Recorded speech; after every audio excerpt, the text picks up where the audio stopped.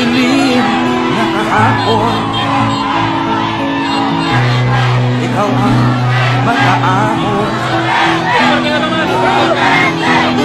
Sa piling mo,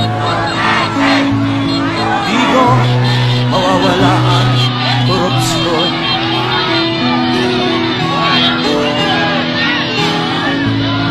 Tayo na, Pilipinas, tayo na magbago. Hawak kamay tayo para sa pagkasenso. Ikaw at ako, tayong lahat kay Rodrigo.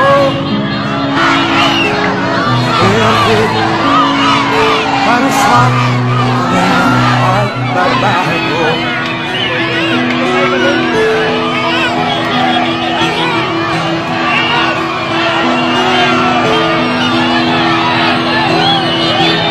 Masdan mo ang paligid, alamang mga krimen, droga at mga nakawan, dapat na mapigilan.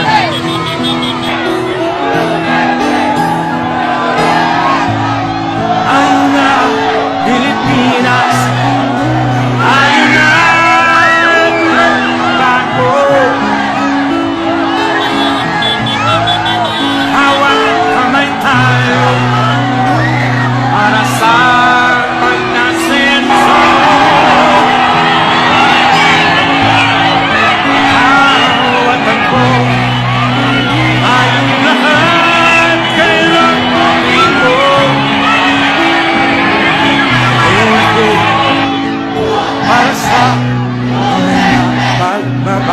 Why am I here? I am here because I love my country and I love the people of the Philippines.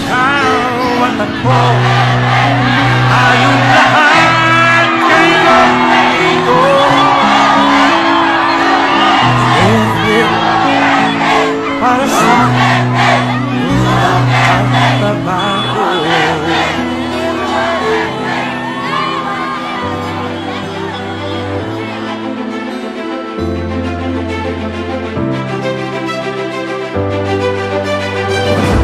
Dito raw sa bisig.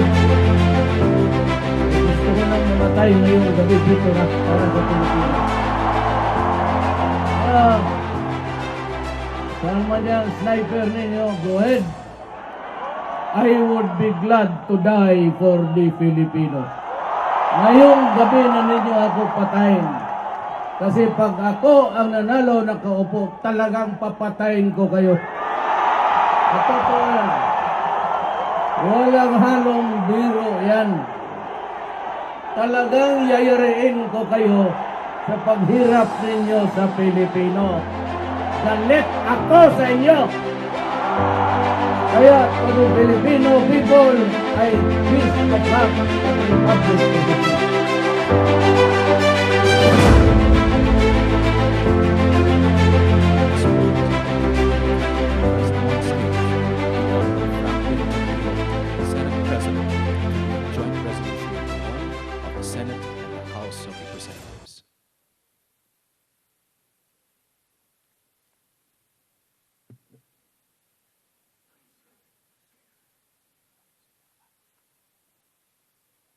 President of the Senate of the Republic of the Philippines, it is my distinct honor and privilege to read resolution of both houses number 1, proclaiming the duly elected President and Vice President of the Republic of the Philippines. Now, therefore, be it resolved by the Senate and the House of Representatives of the Philippines in joint public session assembled to approve the report of the Joint Committee on the canvass of the votes of the candidates for the offices of the President and Vice President. Resolved further to declare that the candidate Rodrigo R. Duterte and candidate Maria Leonor G. Robredo received the highest number of votes cast for president and vice president, respectively, in the national elections held on May 1, 2016, and by May 9, 2016, and by virtue thereof, to proclaim Rodrigo R. Duterte as the duly elected President of the Republic of the Philippines and Maria Leonor G. Robredo as the duly elected Vice President of the Republic of the Philippines.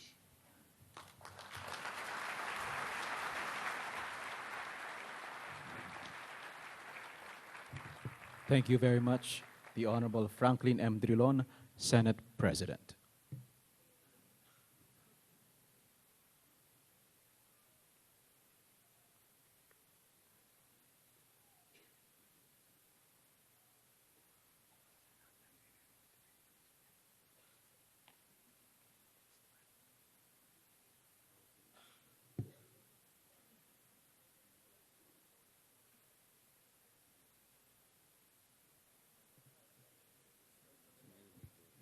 In keeping with the provisions of the Constitution, the oath taking, of course, will take place at 12 noon as stipulated.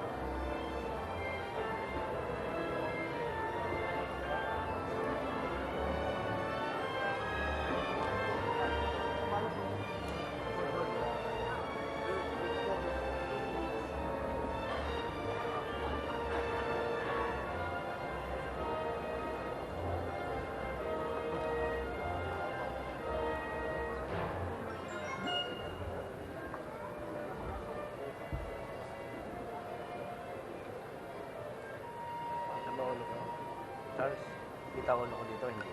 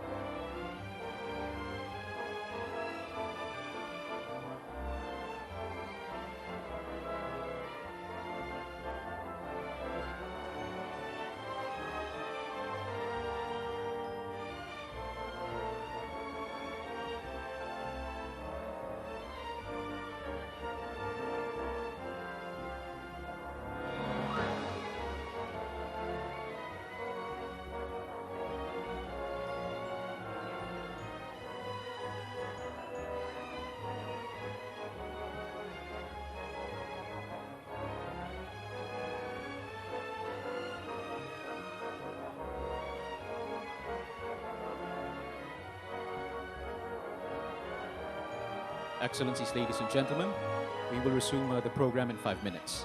Again, we will resume the program in 5 minutes. Thank you.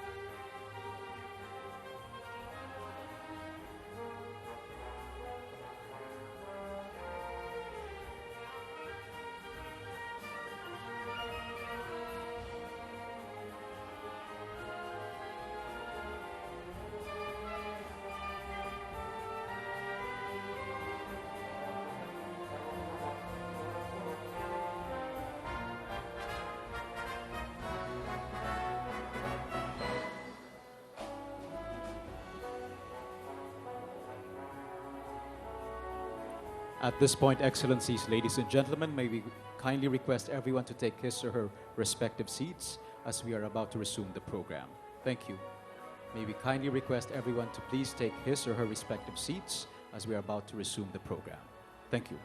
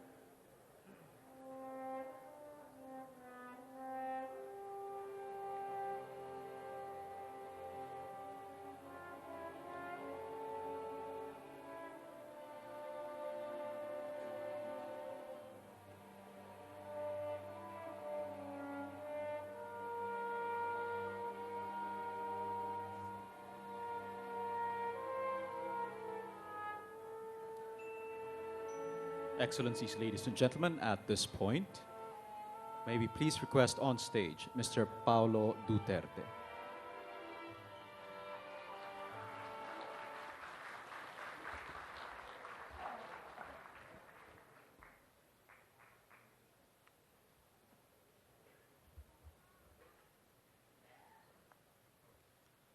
May we likewise call on stage Ms. Sara Duterte.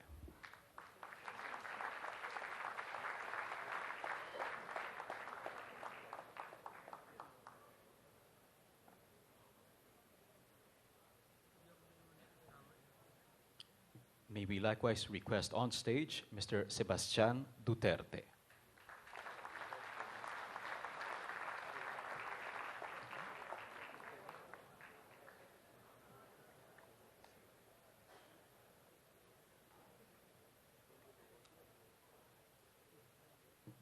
May we likewise call on stage Ms. Veronica Duterte.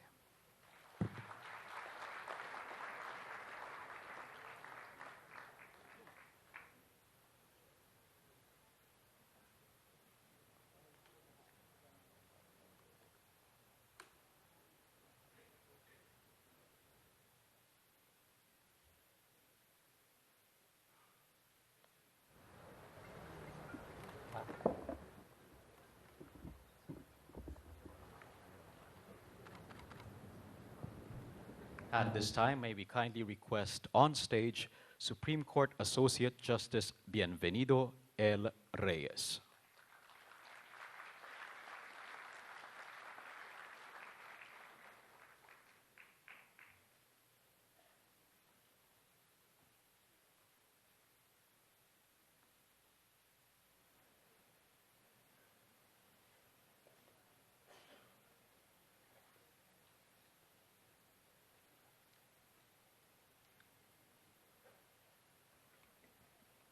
At this point, may we kindly request on stage President-elect Rodrigo Roa Duterte for the administration of the oath of office.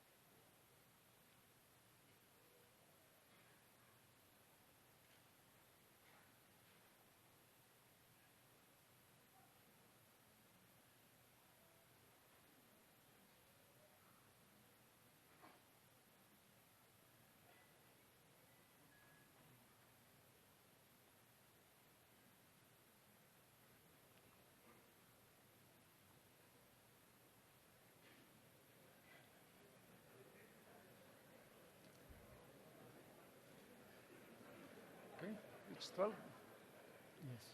Yes. May you please raise your right hand for your oath of office and repeat after me. I, please state your name, Rodrigo Roa Duterte, do solemnly swear do solemnly swear that I will faithfully that I will faithfully and conscientiously and conscientiously fulfill fulfill my duties my duties as President as of the President Philippines, of the Philippines, preserve preserve and defend its and Constitution, defend the Constitution, execute execute its laws, the laws, do justice to every man, do justice to every man, and consecrate myself and consecrate myself to the service of the nation. to the service of the nation. So help me God. So help me God.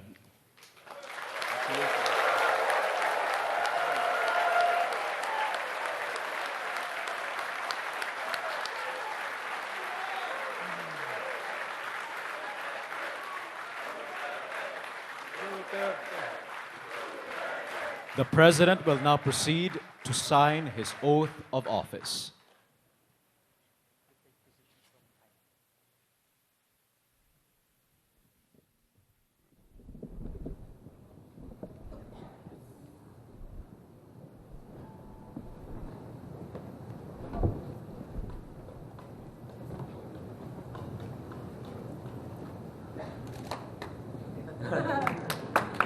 President has just signed his oath of office.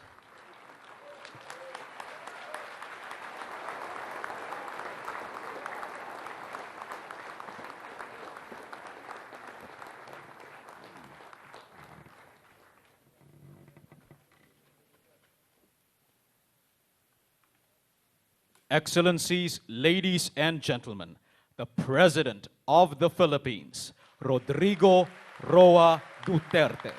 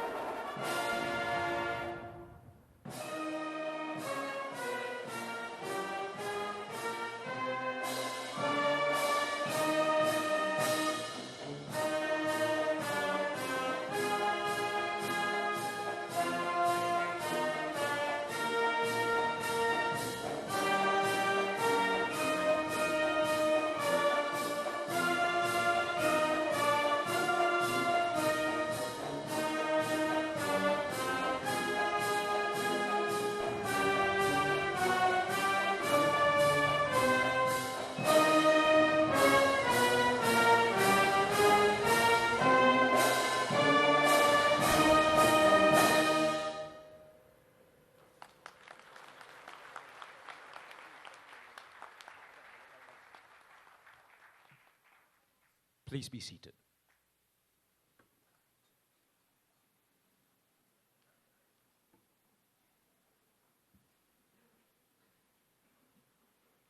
President Fidel Ramos, Sir, salamat po sa tulong mo making me President.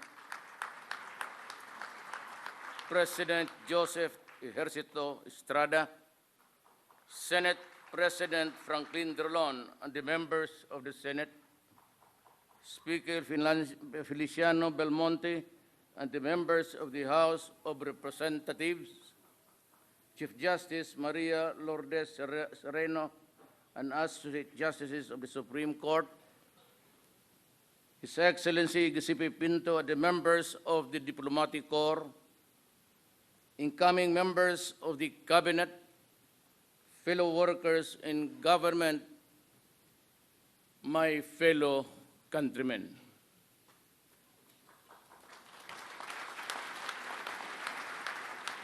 No leader, however strong, can succeed at anything of national importance or significance unless he has the support and cooperation of the people he is tasked to lead and sworn to serve. It is the people from whom democratic governments draw strength, and this administration is no exception.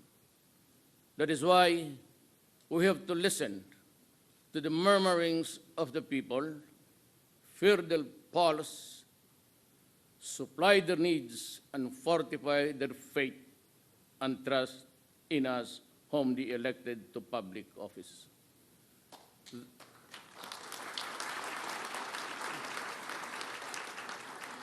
There are many amongst us who advance the assessment that the problems that bedevil our country today, which need to be addressed with urgency, are corruption, both in the high and low echelons of government, criminality in the streets, and the rampant sale of illegal drugs in all strata of Philippine society, and the breakdown of law and order, true but not absolutely so.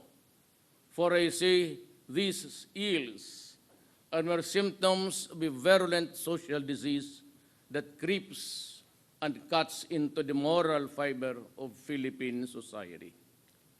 I sense a problem deeper and more serious than any of those mentioned or all of them put together. But of course, it is not to say that we will ignore them, because they have to be stopped by all means that the law allows. erosion of faith and trust in government. That is the real problem that confronts us. Resulting therefrom, I see the erosion of the people's trust in our country's leaders, the erosion of faith in our judicial system, the erosion of confidence in the capacity of our public servants to make the people's lives better, safer, and healthier.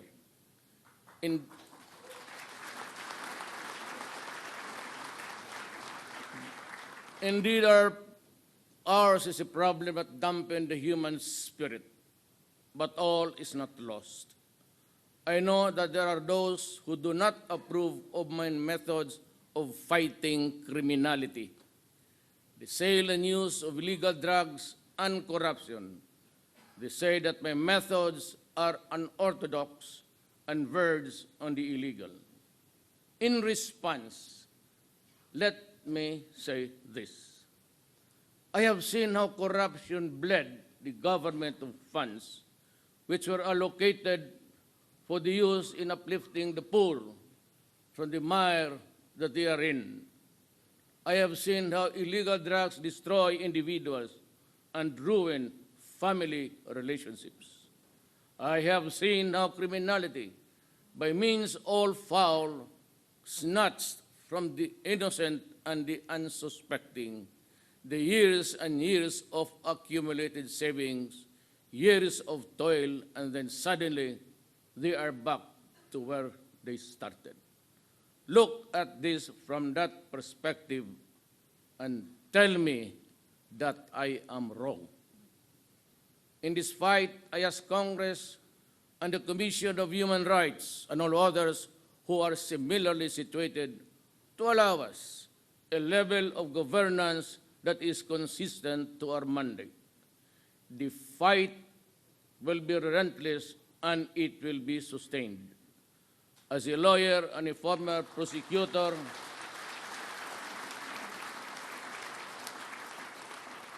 I know the limits of the power and authority of the President. I know what is legal and what is not. My adherence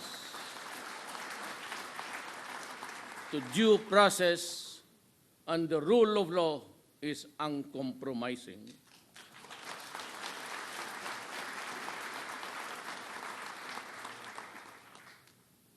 You mind your work, and I will mind mine.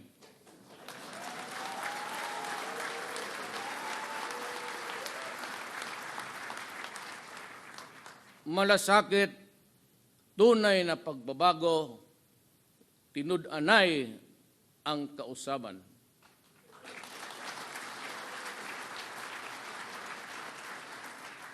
These are the words which catapulted me to the presidency. The slogans were conceptualized not for the sole purpose of securing the votes of the electorate. Tinud-anay ang kabaguhan, mao kani ang tumong sa atong gobyerno.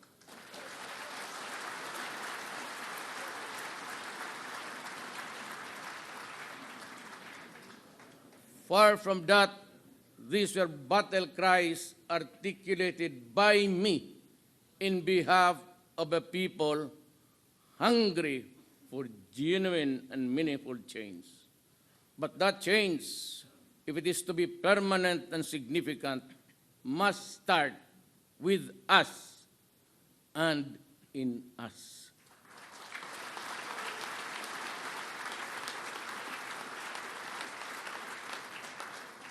To borrow the language of F. Shinel Jose, we have become our own worst enemies, and we must have the courage and the will to change ourselves.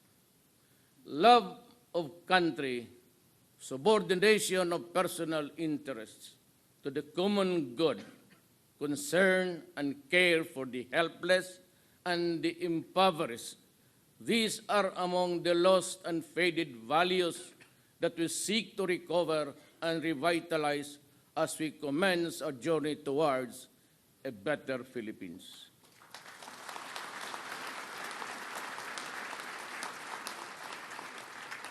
The ride will be rough, but come and join me just the same. Together, shoulder to shoulder, let us take the first wobbly steps in this quest.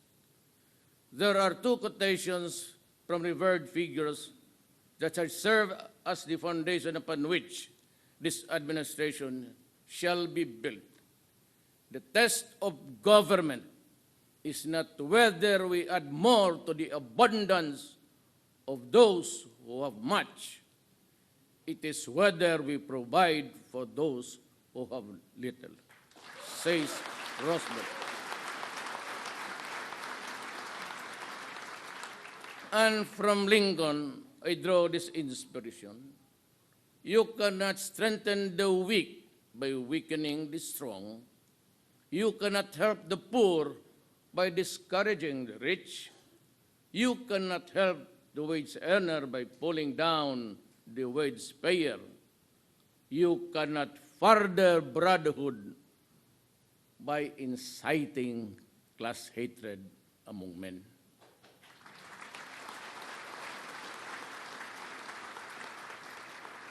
My economic and financial political policies are contained in those quotations, though couched in general terms. Read between the lines. I need not go to specifics now. They shall be supplied to you in due time. However, there are certain policies and specifics of which cannot help wait for tomorrow to be announced. Therefore, I direct all department secretaries and the heads of agencies to reduce requirements and the processing time of all applications from the submission to release.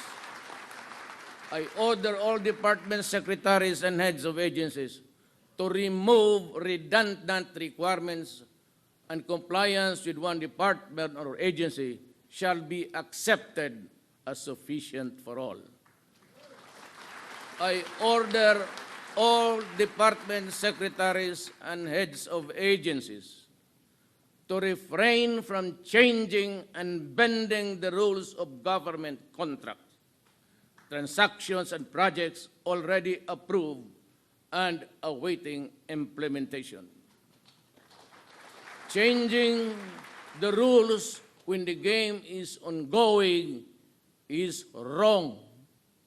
I abhor secrecy and instead advocate transparency in all government contracts, projects, and business transactions, from submission of proposals to negotiation to perfection and finally to consummation. Do them, and we will work together. Do not do them, we will part sooner than later.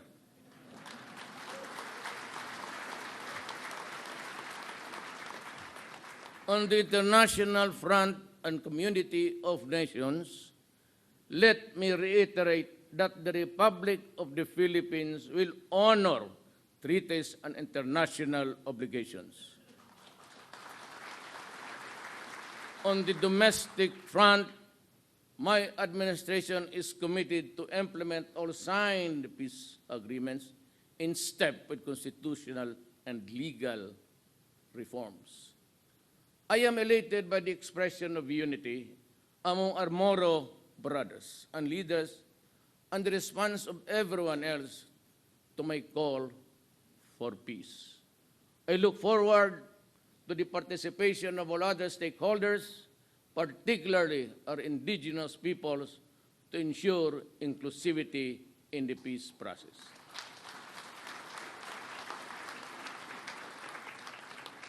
Let me remind, in the end of this talk, that I was elected to the presidency to serve the entire country. I was not elected to serve the interest of any person or any group or any one class. I serve everyone and not only one.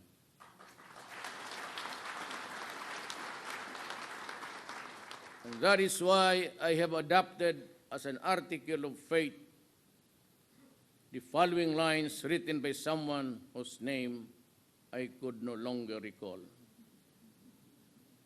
He said, I have no friends to serve.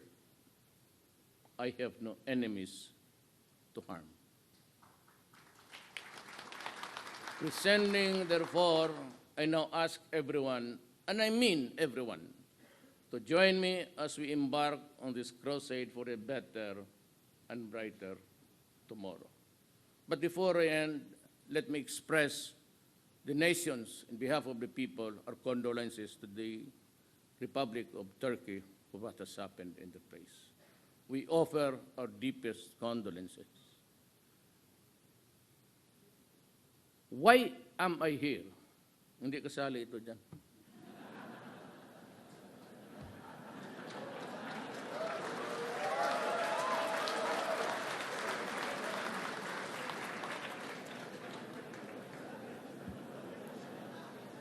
The past tense was, I am here because I love my country and I love the people of the Philippines.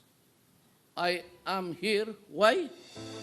Because I am ready to start my work for the nation. Thank you and good afternoon.